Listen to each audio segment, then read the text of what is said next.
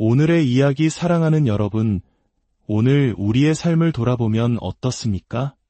우리는 그 어느 때보다 발전된 기술과 편리함 속에서 살아가고 있지만 마음속 깊은 곳에서는 여전히 채워지지 않는 공허함과 불안감에 시달리고 있지는 않으신가요?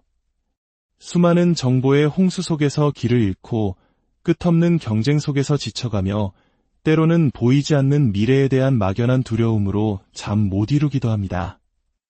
마치 우리 한국인들이 겪었던 격동의 시기처럼 겉으로는 눈부신 성장을 이루었지만 그 이면에는 수많은 이들의 땀과 눈물, 그리고 깊은 한숨이 서려 있는 것과 같습니다.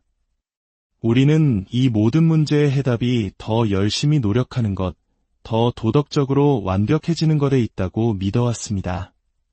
하지만 정말 그럴까요?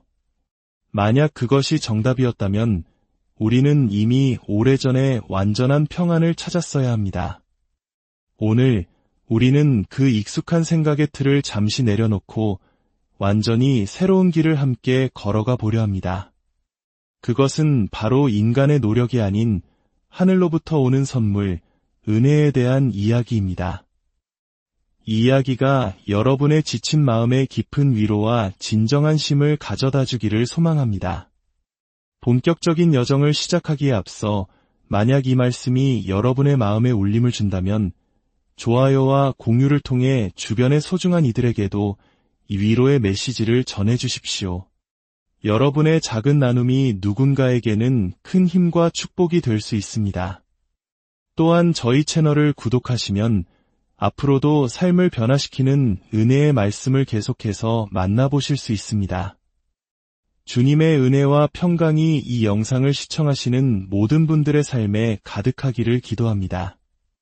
전 세계적으로 복음, 즉 은혜의 혁명이 일어나고 있습니다. 그리고 이것이야말로 인류의 유일한 희망입니다. 우리는 세상의 무질서와 혼란, 그리고 그 어느 때보다 심각한 정신적 고통을 목격하고 있습니다. 현대 기술은 우리의 삶을 더 편리하게 만들었지만 역설적으로 우리의 마음은 더욱 불안하고 인간관계는 더욱 위태로워졌습니다. 많은 사람들은 이 문제의 원인이 하나님께 순종하지 않아서 도덕적으로 살지 않아서라고 생각합니다.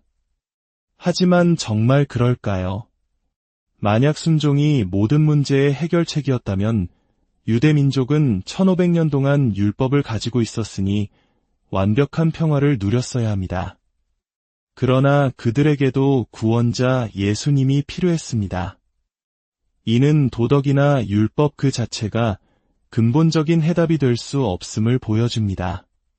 진정한 해답은 오직 예수 그리스도의 복음, 바로 은혜의 복음에 있습니다. 사도 바울은 이 복음을 하나님의 은혜의 복음이라 불렀습니다. 은혜란 무엇일까요? 그것은 우리가 받을 자격이 없음에도 불구하고 하나님께서 값없이 주시는 선물입니다. 초대 교회의 설교는 온통 예수님과 그분께서 십자가에서 이루신 완성된 사역에 대한 것이었습니다. 물론 복음에서 회개는 매우 중요한 부분입니다. 하지만 오늘날 많은 사람들이 회개를 오해하고 있습니다. 그들은 먼저 죄에서 돌이켜야만 예수님을 믿을 수 있고 그래야 구원받는다고 말합니다. 하지만 이것은 순서가 완전히 뒤바뀐 것입니다. 만약 우리 스스로 죄에서 돌이킬 힘이 있다면 우리에게 예수님이 왜 필요하겠습니까? 성경이 말하는 진정한 회개는 하나님을 향한 생각의 전환, 즉 믿음의 방향을 바꾸는 것입니다. 사도행전 10장에 나오는 고넬료의 이야기를 생각해 보십시오. 그는 이방인이었지만 도덕적으로 훌륭하고 자선을 베풀며 하나님께 기도하는 경건한 사람이었습니다.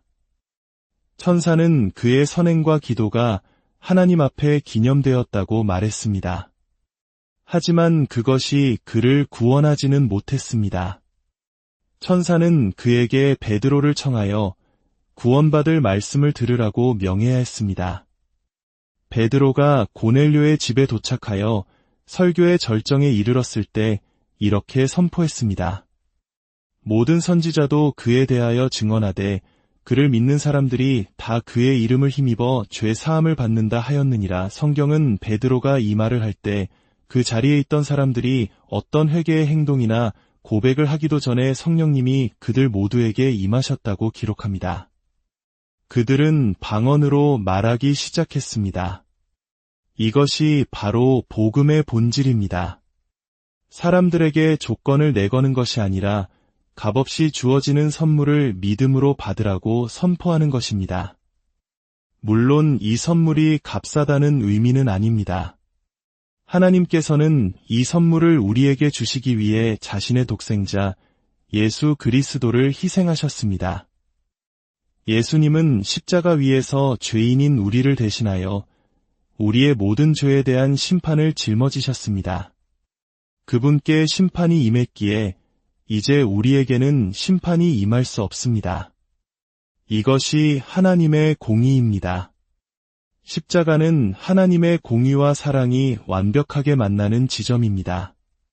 하나님은 공의를 희생하지 않으시면서 우리에게 사랑을 보여주셨고 사랑을 포기하지 않으시면서 공의를 만족시키셨습니다. 예수님의 죽으심과 장사되심, 그리고 부활하심, 이것이 바로 우리가 전하는 예수 그리스도의 복음입니다. 사도 바울은 터키 지역의 한 회당에서 설교하며 복음의 핵심을 이렇게 선포했습니다. 그를 힘입어 믿는 자마다 모세의 율법으로는 유롭다 하심을 얻지 못하던 모든 일에서도 유롭다 하심을 얻느니라. 십계명을 포함한 그 어떤 율법도 우리를 유롭게 할 수 없었지만 예수님을 믿는 믿음으로 우리는 하나님 앞에서 유롭다는 선언을 받게 된 것입니다. 이것이 진정한 복음입니다. 어떤 이들은 구원을 받기 위해 예수님을 삶의 모든 영역에서 주인으로 완벽하게 모셔야 한다고 주장합니다. 하지만 솔직히 우리 중 누가 그렇게 할 수 있습니까? 우리의 삶에는 여전히 주님을 주인으로 모시지 못하는 연약한 영역들이 너무나 많습니다. 만약 그것이 구원의 조건이라면 우리는 매 순간 구원을 잃어버릴 위험 속에 살게 될 것입니다. 그것은 결코 기쁜 소식이 될 수 없습니다. 성경은 우리가 믿음으로 의롭다 하심을 받았고 하나님과 화평을 누린다고 분명히 말합니다. 한번 구원받은 우리는 영원히 구원받은 것입니다. 이 복음의 진리는 종교개혁 시대에도 동일하게 선포되었습니다. 마르틴 루터는 사과나무가 사과를 열리게 하는 것이지 사과가 사과나무를 만드는 것이 아니다라고 말했습니다. 무슨 의미일까요? 우리가 거듭나서 하나님의 생명을 받으면, 즉 좋은 나무가 되면 자연스럽게 선한 행실이라는 좋은 열매를 맺게 된다는 뜻입니다. 선한 행실을 통해 우리가 좋은 나무가 되려는 노력은 순서가 바뀐 것입니다. 이러한 은혜의 복음은 언제나 반대에 부딪혀 왔습니다. 루터보다 앞서 종교개혁의 씨앗을 뿌렸던 얀 후스는 복음을 너무 쉽게 만든다는 이유로 화형에 처해졌습니다. 하지만 루터의 시대에는 구텐베르크의 인쇄술이라는 새로운 기술이 등장했습니다. 루터는 인쇄기를 통해 자신이 깨달은 95개조 반박문과 은혜의 복음을 널리 퍼뜨렸고 반대자들이 그것을 불태우는 속도보다 더 빨리 진리를 전파할 수 있었습니다.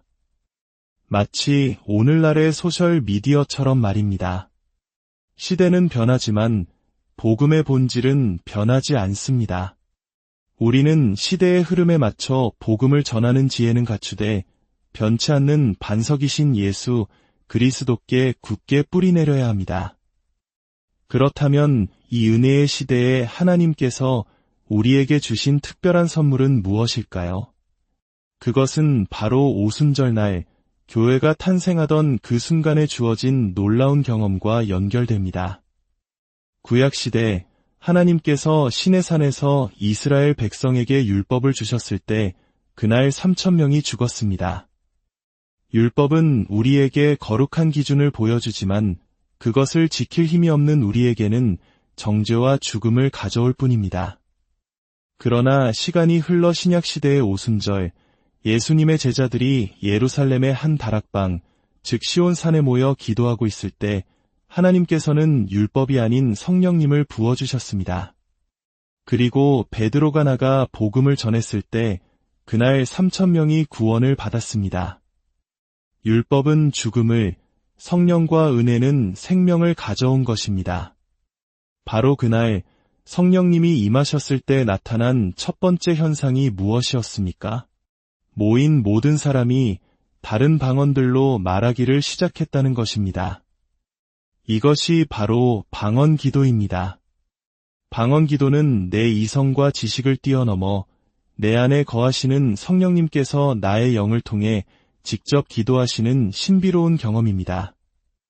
사도 바울은 고린도전서 14장에서 내가 만일 방언으로 기도하면 나의 영이 기도하거니와 나의 마음은 열매를 맺지 못하리라 라고 말했습니다. 즉, 방언 기도는 내 머리로 하는 기도가 아니라 내 가장 깊은 곳, 영으로 드리는 기도입니다. 우리의 마음과 생각은 너무나 오랫동안 우리를 지배해왔습니다. 논리와 이성으로 모든 것을 판단하며 우리를 우울과 절망으로 이끌기도 했습니다. 하지만 방언 기도는 이러한 이성의 지배를 잠시 멈추고 우리의 영이 자유롭게 하나님과 소통하게 하는 겸손의 훈련입니다. 이 기도는 시공간을 초월합니다. 우리는 방언으로 기도하며 우리의 미래를 위해 기도할 수 있고 과거의 깊은 상처가 치유되도록 기도할 수도 있습니다. 예를 들어 어머니가 자녀를 위해 방언으로 기도할 때 그녀는 자신이 무엇을 위해 기도하는지 알지 못할 수 있습니다.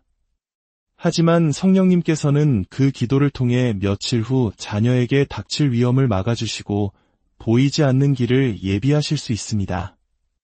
우리는 알지 못하지만 수많은 위험 속에서 보호받고 인도받았던 것은 바로 이러한 중보기도 덕분이었을지 모릅니다. 악마는 이 방언 기도를 해독할 수 없습니다.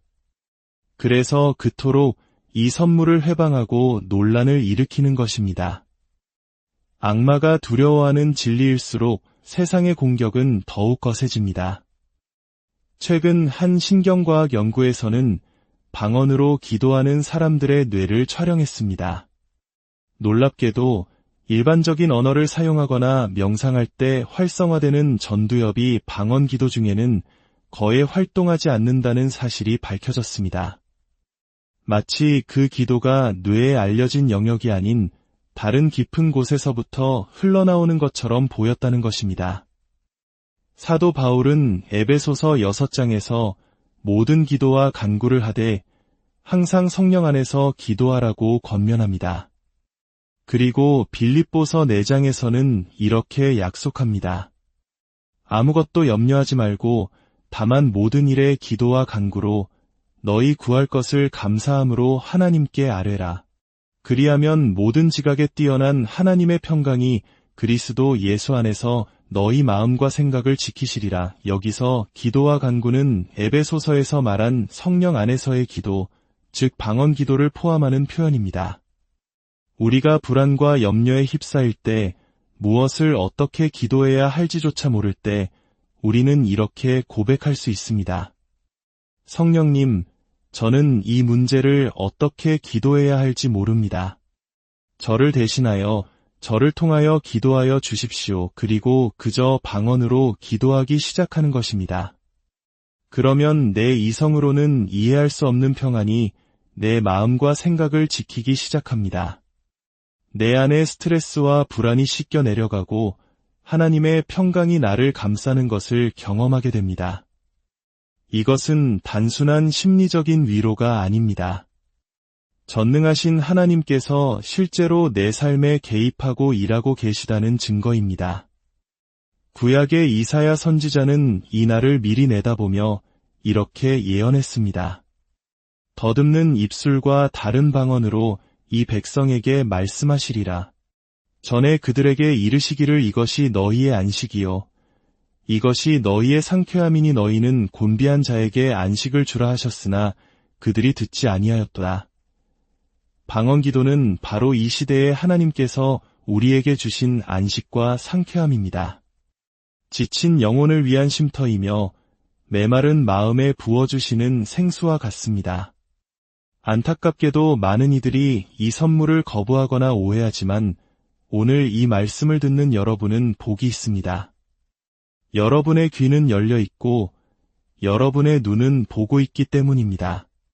사랑하는 여러분, 오늘 우리의 기도가 달라지기를 소망합니다. 우리의 지혜와 능력에 의지하는 기도를 넘어 우리 안에 계신 성령님께서 자유롭게 일하시도록 우리 자신을 내어드립시다. 운전할 때, 집안일을 할 때, 일터에서 잠시 틈이 날 때, 언제 어디서든 성령 안에서 기도하십시오. 그 기도가 쌓일 때 우리의 삶은 불안이 아닌 평강으로, 염려가 아닌 감사로, 인간의 노력이 아닌 하나님의 은혜로 채워지게 될 것입니다.